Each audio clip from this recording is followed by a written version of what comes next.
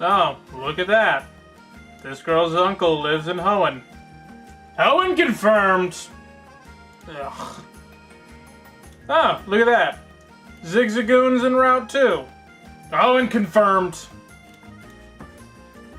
Oh, would you look at... I don't... Screw it. Hoenn confirmed! Just freaking garbage. Oh yeah. Freaking Game Freak announces Pokemon Omega Ruby and Alpha Sapphire. Hoenn confirmed! Jeez. And now you got... Oh, look, the 3 legendaries are red, green, and... Wait!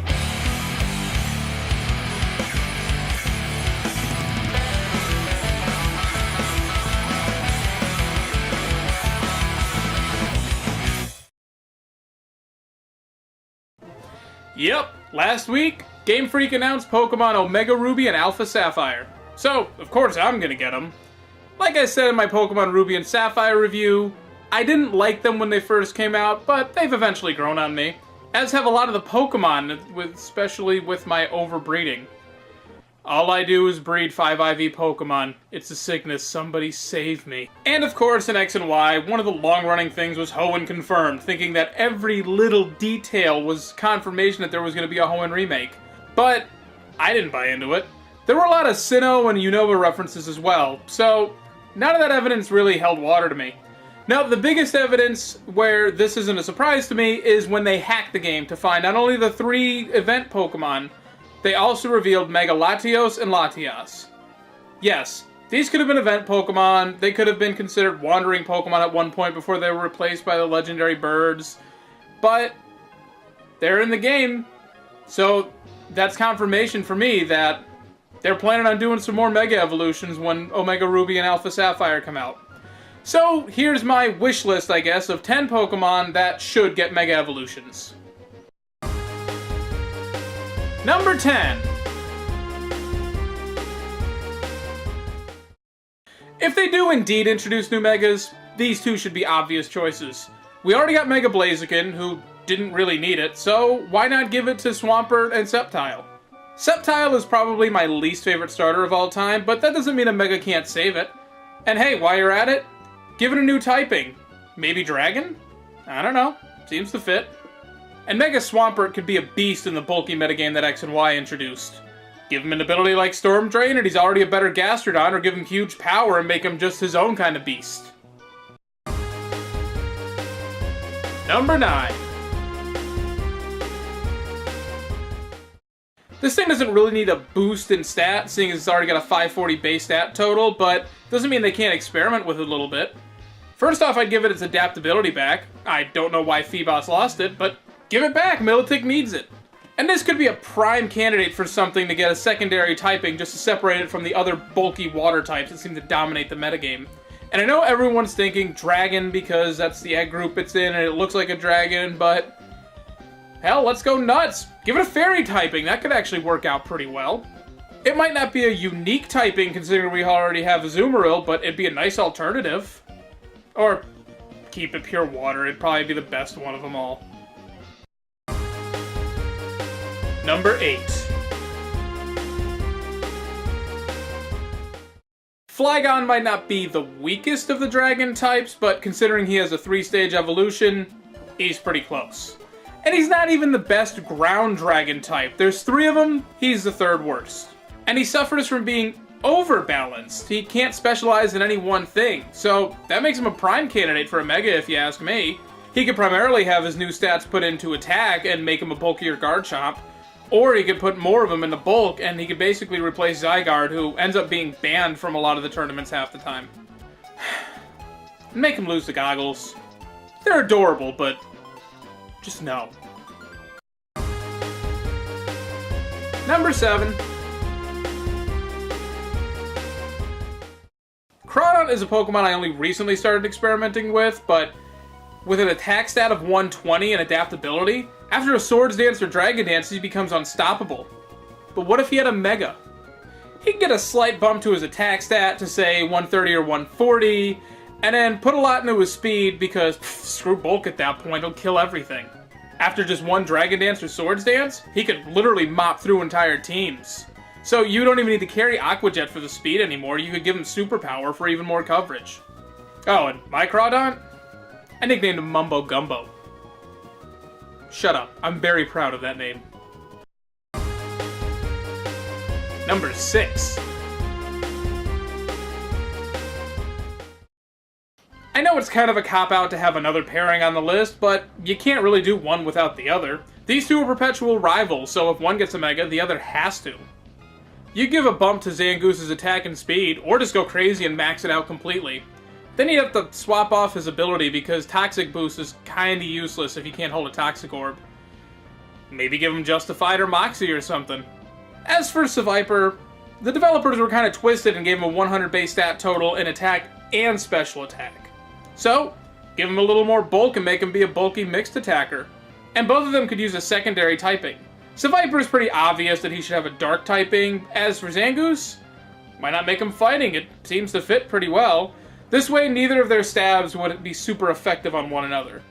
It might give a slight advantage to Xangoose, but I think he's a better one anyway, so we're moving on. Number 5.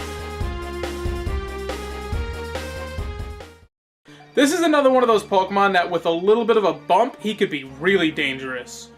I know they're going to be tempted to give him a lot of physical attack, but add a lot more to special attack, because Boom Burst is a signature move. Keep Scrappy as the ability, and then put the rest of it in the bulk and let him go to town. But I know that if Xplaud gets a Mega, they're going to be tempted to throw most of that into physical attack, because that's what they like to do. This is the same company that decided to give Nidoking a buff to his physical attack when no one uses him for that. And no, don't get me started on there not being a meta Nidoking. Number 4. Does Metagross need a buff to his stats? Yes and no. He got buffed a little bit in this generation, but he also got screwed. While his Steel typing makes him super effective against fairies, he's also now weak to Ghost and Dark typings. So, he kinda needs those extra stats. But actually, more importantly than that, he needs to go the Aggron route. Just let him drop the Psychic typing, because it's not like most people run Zen Headbutt on this thing. And give him a new ability. Clear Body can be helpful sometimes, but give him Sturdy. Something, help this guy out. Ooh, Levitate would be good. Give him Levitate. Number 3.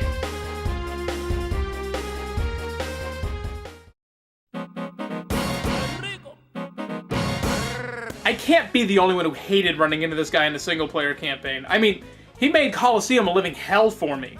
He's weak to 3 types of moves that I never carried. Poison, Bug, and Flying. Yeah, I know, I should carry a Flying type, but Tropius is an HM slave, so I don't have to bother with it. But he's a tanky little SOB, so give him some more bulk, maybe a little bit more special attack, and trade off his ability.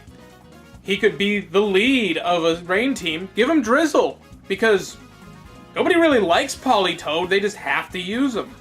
Oh, and here's the genius part. For his design, you know how Probopass has those stupid little noses floating around him? What if we just had a bunch of Lotads dancing around him, huh? Huh? Huh? I'm a genius. Show the image. You know you want it. Number 2. Oh, poor Camerupt. He's got a really cool design, but I don't even think a Mega could get him out of NU. But let's give it a shot. First of all, he needs some bulk. Like, all of it. He looks like he should be bulky, and he's as frail as a Greninja. Throw some in his HP, throw some in his defense, his special defense, throw a little bit in the special attack. Don't bother with his speed, he's already slow. He can only run on a Trick Room team. Then, give him Drought. He's 4 times weak to water, so that'll kinda help him. No, I take that back. Even with Drought, he still loses to water types in one hit, so get rid of the ground typing. I know it's integral to his design, but we can work around that. Maybe have some magma pouring out of his back, concealing all of the dirt that was there. I know this still wouldn't even get him close to OU, maybe even not UU, especially considering the weather nerf, but He's a flagship Pokemon of Team Magma. We gotta get this guy some help. And as for the flagship Pokemon of Team Aqua, number 1! What a surprise, my favorite Pokemon from this generation is my first pick to get a Mega Evolution. You're damn right it is. And I honestly think they could do something really interesting with this guy, like using the same strategy as Mega Pinsir. He's got a 120 base attack and a 95 speed, and he has a hidden ability of Speed Boost. So, bump up his attack, bump up his speed when he Megas, but take away Speed Boost. Give him Moxie. Now you set up, you come in, you protect, just like a normal Sharpedo, so they're still not sure if you're running a Mega Set or not. Then your second turn, hit the Mega button, attack them, and see if you can't take them out for a Moxie boost. I know that the Moxie won't actually happen. He'll probably either just keep his speed boost, or they'll give him something stupid like Strong Jaw, but it sounds pretty cool. Oh, God damn it. So that's my Mega Pokemon wish list. I know there are a couple popular choices like Sableye and Mightyena who didn't make the list, but honestly, I tried to keep competitive just as much as mind as what would make the game more fun. I mean, if Lysandra can have a Mega, then why can't the leaders of Team Magma and Team Aqua? It seems fitting enough. Metagross, Steven gets a Mega, kind of like Diantha. It's going to run a lot of parallels to X and Y, but honestly, I feel like that's a good thing. Now, as for the rest of the game and what I'm looking forward to, I'm just looking forward to seeing it run on the X and Y engine. I mean, we're only 6 months out from the game, so it's obvious that that's the route they're going to take. But as long as they get rid of those frickin' trumpets, I'll be happy with the game. So, to celebrate my excitement, I know a lot of YouTubers do countdown videos. I mean, Giancarlo does one every single day, and I think so does Tyranitar Tube. I'm not about to go that obsessive. What I am planning on doing is finally getting my Twitch up and running, and every Tuesday at about 5 o'clock or so Eastern Standard Time, I'm going to start doing a Pokemon Ruby Nuzlocke. So you guys can come, check it out, help me nickname the Pokemon, tell me I'm an idiot and I forgot this, that, and the other thing. It could be a good time. So, I'll see you guys later.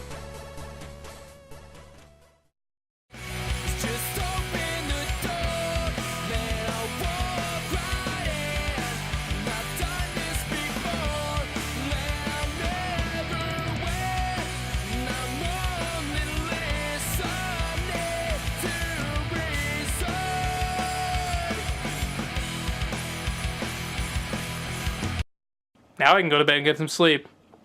And then, oh crap, pay attention to my Twitter. I'll tell you guys when I start those streams. Probably next week. Bye!